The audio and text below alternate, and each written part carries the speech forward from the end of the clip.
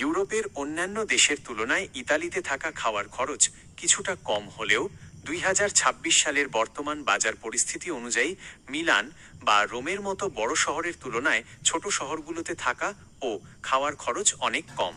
আপনি কোনো শহরে থাকছেন এবং আপনার কাজের দক্ষতা স্কিল কেমন তার ওপরই আপনার আয় ব্যয় নির্ভর করবে। ইতালির বর্তমান সর্বনিম্ন আয়, খরচ এবং ভালো বেতনের কাজগুলোর একটি বাস্তবমুখী ধারণা নিচে দেওয়া হলো।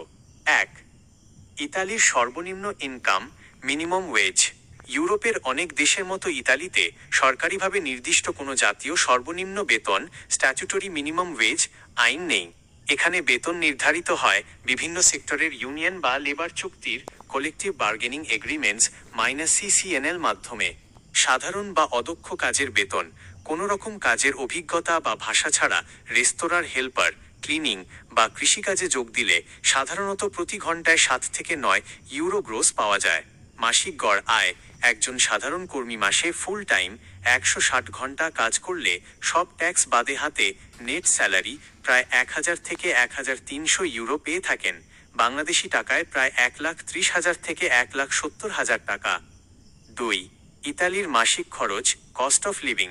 ইতালির উত্তর অঞ্চলের শহরগুলোর যেমন মিলান, রোম, বোলোনিয়া তুলনায় দক্ষিণ অঞ্চলের শহরগুলোতে যেমন নেপলস, বারি, পালেরমো থাকার খরচ অনেক কম। একজন প্রবাসী সিঙ্গেল মানুষের সাধারণ জীবনযাপনের গড় খরচ নিচে দেওয়া হলো। খরচের খাত, মাসিক আনুমানিক খরচ ইউরো, মন্তব্য বাসা ভাড়া, রেন্ট 300 ইউরো -700 ইউরো। রোম, মিলানে এক রুমের ভাড়া বেশি। শেয়ার বা শেয়ার্ড ফ্ল্যাটে থাকলে 250 ইউরো -300-তে সম্ভব। খাবার ও বাজার, গ্রোসারিজ 150 ইউরো 250 ইউরো। নিজে রান্না করে খেলে খরচ অনেক কমে যায়। ইউটিলিটি, গ্যাস, বিদ্যুৎ, পানি 100 ইউরো 150 ইউরো। শীতকালে হিটার ব্যবহারের কারণে এই খরচ কিছুটা বাড়ে। যাতায়াত, transport 30 euro 50 euro. Monthly public transport pass নিলে খরচ কম পড়ে। মোবাইল ও internet 20 euro 35 euro. Unlimited fibre বা ভালো ডাটা প্যাকের খরচ।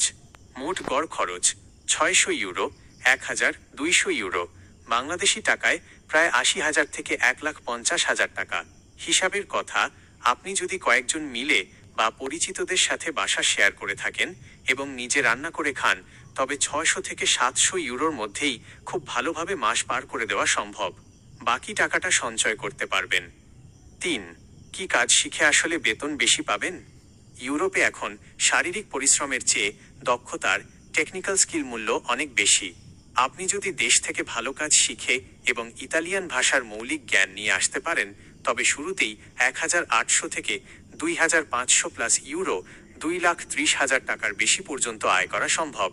ইতালিতে বর্তমানে যে কাজগুলোর চাহিদা ও বেতন সবচেয়ে বেশি সেগুলো হলো: ক. কনস্ট্রাকশন ও টেকনিক্যাল কাজ, নির্মাণ শিল্প।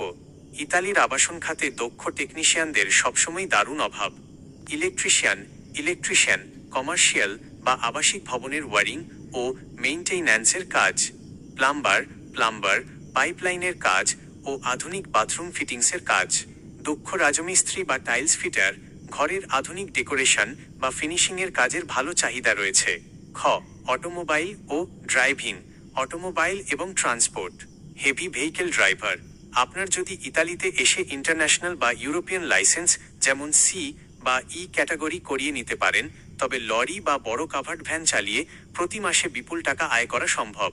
কার মেকানিক বা অটো ইলেকট্রিশিয়ান, আধুনিক হাইব্রিড বা ইলেকট্রিক গাড়ির ইঞ্জিন ও ওয়ারিংয়ের কাজ জানা থাকলে গ্যারেজগুলোতে ভালো বেতনে কাজ পাওয়া যায়।